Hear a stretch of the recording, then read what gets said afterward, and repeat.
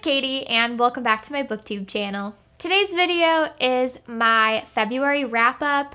I might have titled it My Recent Reads, I'm not quite sure. It is like 2 weeks into March already. It's been probably a month since I've filmed a video for this channel. I was just really burnt out. I was going through like a reading slump, which usually never happens to me. So there was just a lot and I decided it was the best thing to do. Take a break and let my brain kind of reset so that making these videos was exciting again. And finally, I am like super excited to film videos for you guys. And I fought through a couple reading slumps in February and now I'm reading like nonstop. So I feel like now that we have that figured out, let's dive into this video. In February, I read 16 books, which isn't that many for me, but considering I went through like a big reading slump and a couple mini ones, I feel like 16 is still pretty good. And I definitely did not read all of the books for the prompts that were on my TBR. I only read one prompt book, so, maybe we'll be better in March. But the first book I read was Wild Card by Ashley Muniz? I don't know. Basically, this is a college baseball romance, and that's really all I remember about it. I remember it being super angsty. Like I usually love sports romances, especially if they're set on like a college campus, and I don't typically read baseball romances, so I was really excited for this one. I ended up giving it 4 stars, but now looking back, I might knock that down to a 3 just because of like how much angst there was, which typically isn't my vibe. I like a little angst, but not like that much. There were a ton of plot twists though, which did catch me off guard, and that's pretty hard to do, so that gives them some bonus points. And then also there was spice, which I did enjoy. Some of the characters were really entertaining, but also very frustrating, so it's like a love-hate relationship with them, but like I said, I gave this one 4 stars. Then I read Soulmate Equation by Christina Lauren. This one was a long time coming, and I'm so glad I read it. This was 5 stars. I had a great time. Basically, we have a single mother who has kind of sworn off dating, I think, but she ends up hearing about this new matchmaking service that basically matches people based on like their DNA, and it's supposed to be super accurate. So on a whim, she just signs up for this dating service and ends up being matched with one of the guys who created the matchmaking service, and she has already met him and they do not get along. She does not like him at all, so she doesn't really believe that they're actually a match. But this is kind of like a fake dating scenario also, and it's just really adorable. I had a great time. I don't know if I would call this grumpy sunshine because he's definitely grumpy, but she also has her moments. She's not like the most joyful sometimes, but it's really cute. And I don't know, it's been too long since I read it. I know it was only the beginning of last month, but it feels like forever ago. But I just remember really loving it, and I want to find like fan art for it because I think they're so adorable. Like the little dates that they go on and watching their like relationship progress, and also seeing our main character with her daughter. So cute. I know most people don't like when there's children in books, but when it's done like really well, it is just so adorable, and I love the little kid in this one. So 5 stars. This is probably my favorite Christina Lauren book. Then I wanted something spicier, so I read Ice Planet Barbarians by Ruby Dixon. I feel like I'm one of the last people to read this book, but I'm so glad that I finally read it. And this has a lot more world building than I was expecting. It definitely feels more like sci-fi, and like I said, the world building is like more intricate than I ever expected. I thought it was literally just a bunch of smut with an alien. And I mean, there's definitely a lot of that too, so don't get me wrong. That is definitely a lot of this book. But, there's actually like a pretty good world in here. So I'm very intrigued to read more from the series. I know there's like 20 something books. So I already have the second one. Maybe I'll read it sometime soon. But I really love it. I love Vectel because he's so protective of Georgie and like he'll protect her at all costs. And another thing that's really interesting that I didn't think about before reading this book is the language barrier, because obviously she's human, he's an alien, and I never really thought about the fact that they can't communicate with each other. So I think that was done really well. And this is dual POV. So you really get to see both of them, which helps you understand Vectel a lot more. And it honestly was really good. I can't remember what I gave it. I want to say 4 stars. Okay, I looked. Actually, I gave this 3.5 stars. I think just because I wasn't expecting like the world building at the beginning, and it took a while to get into like the romance aspect of it. So I think that's why I gave it 3.5 stars. But I have a feeling I'm going to enjoy the other books even more because the world is already created. Next, I ended up reading Well Matched by Jen DeLuca. And Jen DeLuca writes some of my favorite characters. They jump off the page. I feel like I'm hanging out with old friends. And this is the third book in that companion novel series. I already read Well Met and Well Played. So in here, we finally get to see Mitch and April. And you might know Mitch as the guy that wears a kilt at the Renaissance Fair. And April is Emily's sister. So the sister of the main character from Well Met. And if you haven't read the series, please go do it. I think it's so fun. And this has fake dating and also friends to lovers. So I just really enjoyed this one. It definitely wasn't my favorite. I would still say Well Met is my favorite in the series, but this was still definitely a good read. And also April is a single mom, so you get that as well.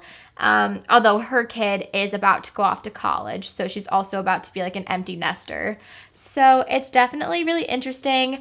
I loved seeing all of the characters from the past books and finally getting their happily ever after. This book was a 4-star read for me. I ended up joining a book club with Larissa from Larry Reads. She has a book club on an app called Fable, which I might have mentioned before, I'm not sure. But the book she chose for January, which I was a little late reading, was You Deserve Each Other by Sarah Hogel, or Hogel, I'm not sure. But I finally ended up reading this one and I enjoyed it. It wasn't really what I was expecting. It's basically about a couple who is engaged and they're about to be married, but neither of them wants to go through with the wedding, and they are kind of like mean to each other and like pull pranks on each other to try to force the other person to call it off, so they have to foot the bill. And through all of that, they end up reconnecting. And I really enjoyed it. I can't remember if it's dual POV. Okay, it's not. But I didn't expect them to like hate each other so much at the beginning. I don't know if they would call it hate, but they like really disliked each other. I thought we were just gonna have a couple that, you know, was going through some issues, but they like genuinely did not like each other, and I wasn't expecting it, but I loved it. It's like a unique take on enemies to lovers because technically they're still engaged, but they're practically enemies. Nick and Naomi were definitely frustrating at times, but they were both pretty hilarious and they went through a lot of character development, so I enjoyed it and I gave this 4 stars. And then right after that, I dove into Twisted Love by Anna Huang, and I had really high expectations for this, but I like flew through it in a few hours because I felt like I wasn't reading fast enough. That's something I struggle with. Obviously, everybody reads at their own pace, and you know, whether you read 1 book a month or like 30, you're still a reader and you're doing great. But for some reason I struggle with numbers, and if I don't feel like I'm reading enough books, I get really stressed and try to like fly through a couple books to get my numbers up again. And this was one of those books. I read it in like 2 or 3 hours. I flew through it to the point where the next day I didn't even remember anything about it. So I don't think I'm really qualified to give a review of this. This was Brother's best friend, and I think he also was her neighbor. He was supposed to like, you know, make sure she was safe and like protect her while her brother was away. and this had huge plot twists in it. There were a couple I saw coming, but also like one or two that I definitely did not see coming. So I really liked that. It really kept me on my toes. This book is very like angsty and dramatic, and it's not what I was expecting going into this. So I don't want to give too much away, but it definitely was not what I was expecting. So I didn't enjoy it as much as I wanted to. I think I gave this like 3 stars, maybe 4. 4 stars. I just checked. But this is another one of those books where I gave it 4 stars right after reading it, but now I might lower it to a 3. I'm not sure. I definitely enjoyed it enough to continue the series. I've heard the series gets better with each book, so I am still excited for Twisted Games and Twisted Hate, which are the 2 that are out currently. Then after that, it was Valentine's Day, and I wanted something festive and spicy, so I read Claimed by Cupid by Dana Isley, and this was before everything happened on TikTok and everything came out about like plagiarism and everything. I'm not really too well versed in what is going on. I just know that we do not support Dana Isley anymore. So definitely do your research, but this is the last Dana Isley book I will be reading. But I did enjoy it. I didn't enjoy it as much as Dipped in Holly. I think I gave Dipped in Holly 5 stars, and this was only like a 3-star read for me. There was spice, and there was some progression with Nick and Holly's relationship, but it wasn't really everything I wanted it to be. The spice was good, though, and I definitely was taking notes still, but it wasn't that great, honestly. So we're just going to move on to the next one. At this point, I think I was going through another like mini reading slump. So I wanted to read a book that I already knew that I would love. And that was The Spanish Love Deception. I read this last year. I think it was like the first one I read on my Kindle. So I read this in like August. And I wanted to reread it because I found a physical copy at Target and had to pick it up. So it was just meant to be. But reread it. Still a 5-star read to me. It combines like all of my favorite tropes. There's enemies to lovers, grumpy sunshine, it's slow burn, fake dating, workplace romance, like so many things. There's probably even more that I'm forgetting, but I love them so much. Lena and Aaron, they're just so good together, and I can't get enough of this book. So I think maybe the next time I read it, I will finally annotate it, but 5 stars. That's all I have to say. After that, I wanted a little more spice, so I read His Hostage by Willow Winters. This is the discreet cover, so it only has the characters' names on it. But this is a kidnap romance. It's also a mafia romance. It's the second book in a series. I genuinely don't remember what the series is called at this point. Yeah, I don't remember. But it is a mafia series. That's all I know. And this book I don't think was as good as the first book. I can't remember what I gave it. I want to say I gave it like 3 stars. It was still decent. The spice was pretty good, but I feel like this book felt like the plot felt slow, but the romance felt way too quick. And I don't know. I didn't really like it too much. I'm still indifferent with Willow Winters books. I got 5 of them for Christmas, and I'm trying to keep an open mind, and hopefully I will get used to her type of writing. But I think these books are just so small that I don't have enough time to dive into the characters and to see character development. So that just, it's not as good as like longer books to me. And that's just a personal preference. Because I enjoyed You Deserve Each Other by Sarah Hoggle, I ended up reading Twice Shy, and I didn't enjoy this one as much as You Deserve Each Other, but it was still okay. I gave this one 3 stars, but basically, I can't remember who ends up leaving it to her, but our main character inherits a house, although she doesn't inherit it all by herself. There is somebody, I don't think he would be called the gardener. He was like the landscaper. I don't know what to call him. But he also inherited part of the house. So there are people that don't know each other. Forced proximity. They have to basically figure out what to do with this house. And they don't really get along. They don't like each other. But they are just forced together, which I love forced proximity. But this didn't really go the way I expected it to. There's like a lot of tension, and then all of a sudden it was like they were fine and like they really liked each other. And I just feel like that transition was kind of rushed in my opinion. But I'm also somebody that like is addicted to slow burn romances, so that's really on me. But I gave this one 3 stars. After that, I ended up picking up Kisses and Croissants by Anna Sophie. I can never pronounce her name. I really should look it up because I always just like point at it and hope you guys know who I'm talking about. But this is a like contemporary romance that takes place in Paris and also involves like ballet and things like that. And I ended up DNFing this, which I want to say it has nothing to do with this book itself.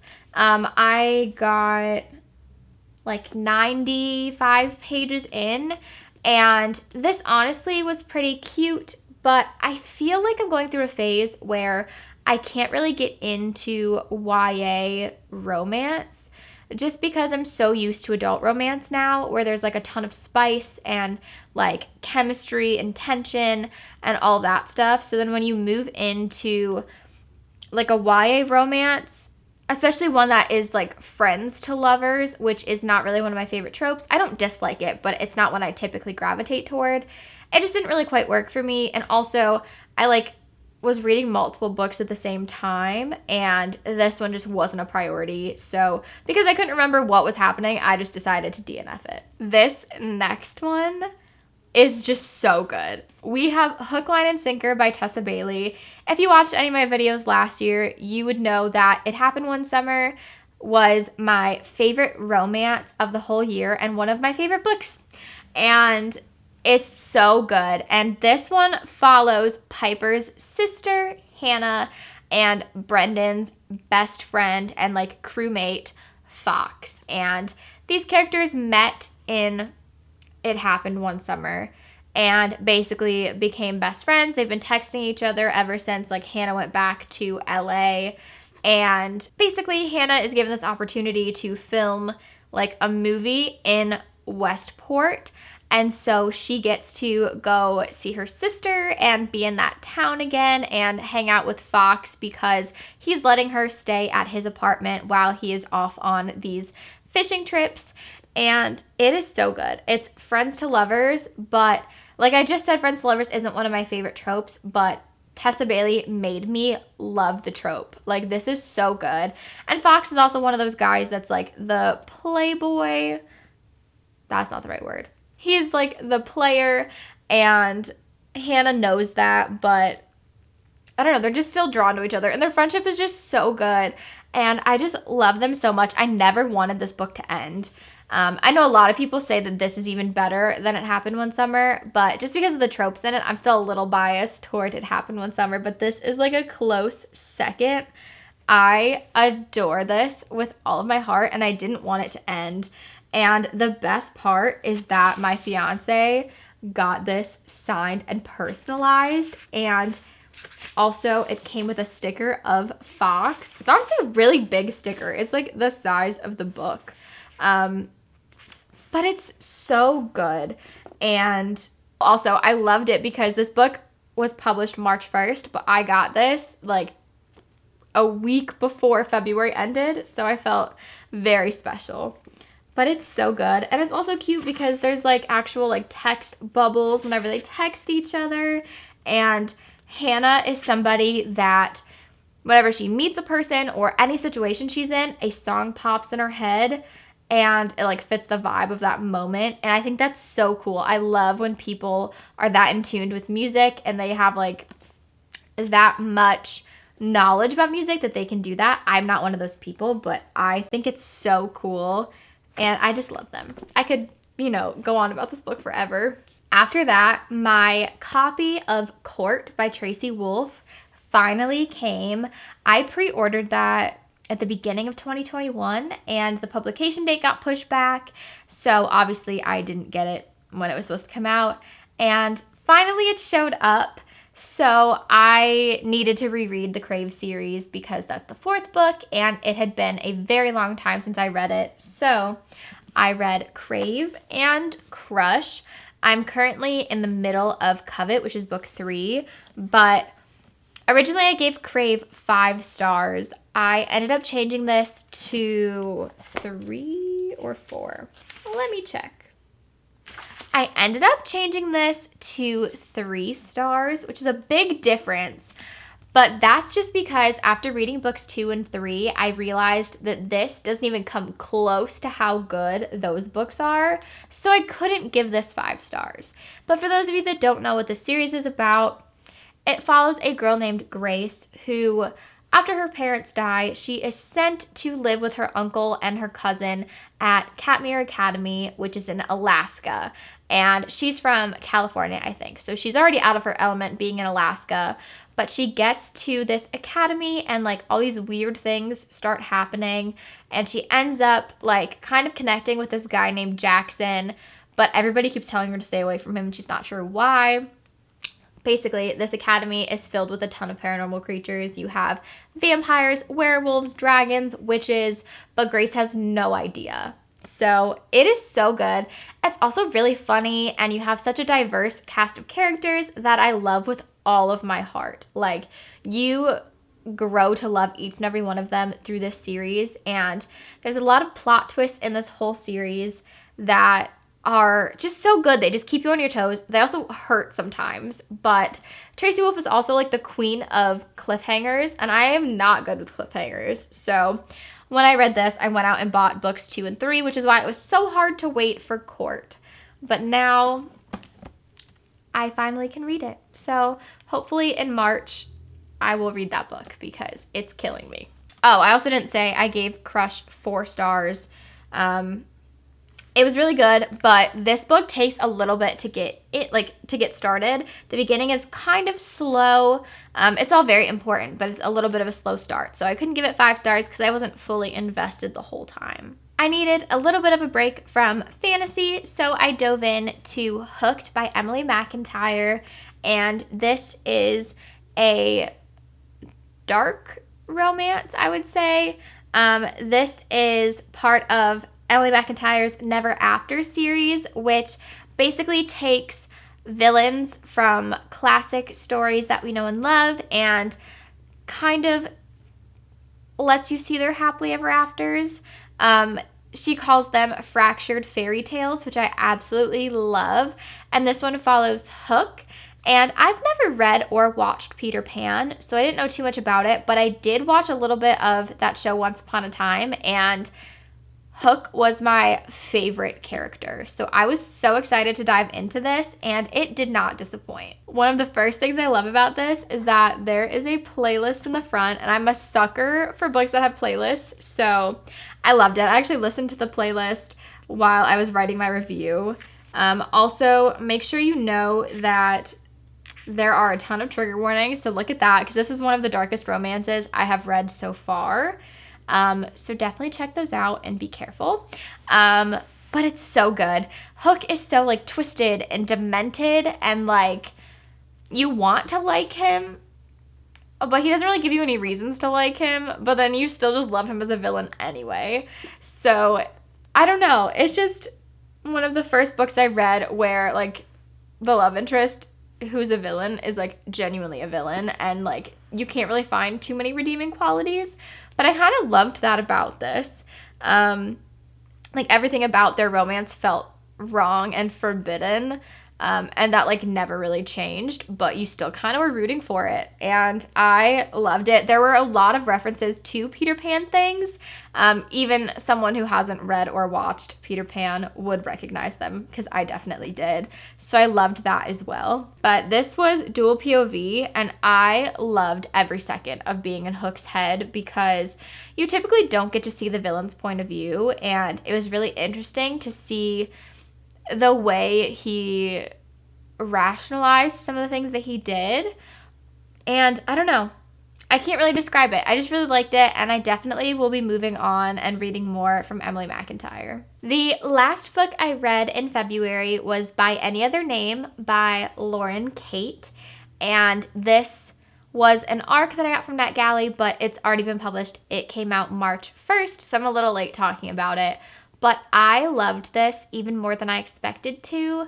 The only books I've ever read by Lauren Kate were the first couple books in her Fallen series, and I read that in like middle school or high school, so I didn't really know what to expect with a romance from her, but I loved this book so much.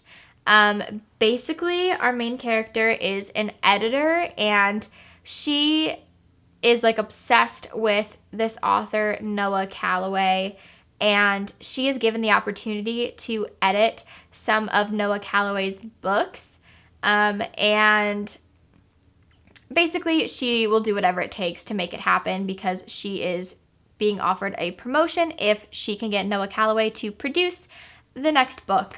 And it is just so good. There is definitely a plot twist. I kind of saw it coming, but like that doesn't make it any less great. I loved it so much. There is a romance in this book, which I also adored, and I just can't describe it. Something about this book just really connected to me, and I'm not sure why.